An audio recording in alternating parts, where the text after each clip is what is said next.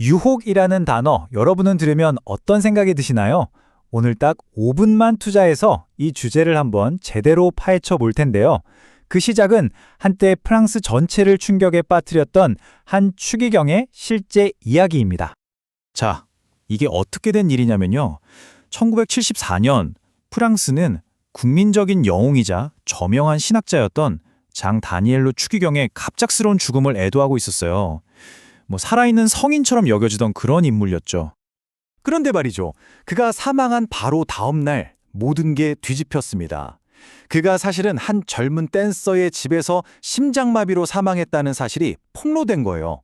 이건 전 세계적으로 엄청난 스캔들이 됐죠.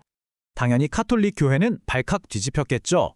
이 위기를 어떻게든 수습하려고 애쓰는 와중에 교회 소유의 한 신문이 대중에게 아주 도발적인 질문을 하나 던집니다. 이 질문 굉장히 날카롭죠. 결국 이 말은 저 사람만 손가락질할 게 아니다. 당신은 과연 떳떳한가? 라고 묻는 거였어요. 그러니까 이 사건이 단순히 한 사람의 추락이 아니라 사실 우리 모두에게 해당되는 보편적인 진실을 보여준다는 거죠. 자, 그럼 우리 모두가 겪는 이 시련들, 이걸 어떻게 봐야 할까요? 오늘 살펴볼 자료에서는 우리가 겪는 시련을 두 가지로 아주 명확하게 구분해야 한다고 이야기합니다. 그러니까 모든 시련이 다 똑같은 게 아니라는 거예요. 신이 우리를 더 강하게 만들려고 주는 일종의 긍정적인 시험이 있고요. 반면에 사탄이 우리를 파괴하려고 놓는 파멸적인 유혹이 있다는 거죠. 이 둘을 구분하는 게 정말 중요하다고 합니다. 여기서 진짜 흥미로운 관점은 유혹을 그냥 도덕적인 실수 정도로 가볍게 보는 게 아니라는 점이에요. 이건 처음부터 우리를 무너뜨리기 위해 아주 정교하게 설계된 일종의 덫이나 올무라는 겁니다. 이 덫으로서의 유혹, 그 본질을 가장 잘 보여주는 아주 유명한 이야기가 하나 있죠. 바로 광야에서의 이야기입니다. 배경은 이렇습니다. 예수가 광야에서 무려 40일 밤낮을 굶었어요. 상상만 해도 끔찍하죠? 육체적으로나 정신적으로나 가장 약해져 있는 그런 극한의 상태입니다. 바로 그 가장 취약한 순간에 유혹하는 자가 나타나서 이렇게 속삭입니다. 이 돌멩이로 빵을 만들어봐. 이건 생존이라는 가장 원초적이고 인간적인 본능을 정면으로 공격하는 거죠. 이건 단순히 배고프니까 빵 먹어라 하는 차원의 얘기가 아니에요. 너의 능력으로 당장 눈앞의 결핍부터 채워라.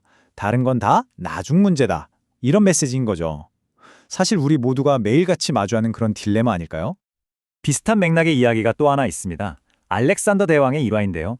군대가 사막에서 다 죽어가고 있는데 부하 한 명이 정말 귀한 물 한 잔을 구해다 바칩니다. 그때 알렉산더가 어떻게 했을까요? 그는 그 물을 그냥 모래에 부어버립니다. 나 혼자만 마실 수는 없다면서요? 이 행동이 뭘 의미할까요? 사막의 물 한 잔보다 더 중요한 가치와 원칙이 있다는 걸 보여준 거죠. 결국 두 이야기 모두 우리에게 같은 질문을 던지고 있는 셈입니다.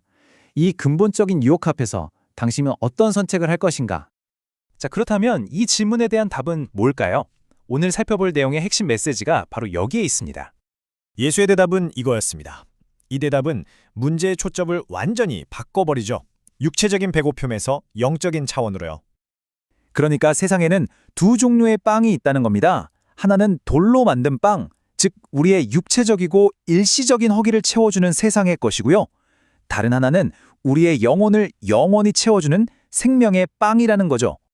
여기서 말하는 생명의 빵이란 결국 하나님의 말씀, 그리고 더 나아가 예수 자신을 의미합니다.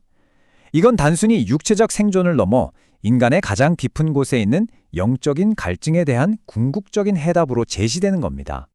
그러니까 이 자료가 말하는 진짜 중요한 과제는 눈앞의 빵에 대한 유혹을 이겨내는 것, 그 자체가 아니라는 거예요. 그것보다 더 근본적으로 우리에게는 이 영적인 양식이 반드시 필요하다는 사실을 깨닫는 것, 바로 그게 핵심이라는 거죠. 마지막으로 아주 흥미로운 이야기 하나를 던져주면서 끝을 맺습니다. 세상에서 오직 단 한 사람만 들을 수 있었다는 소리 없는 북에 대한 이야기인데요. 그 이야기와 함께 우리 각자에게 이런 질문을 남깁니다. 당신의 삶에서 가장 고요한 순간, 당신은 과연 어떤 소리를 듣고 있나요?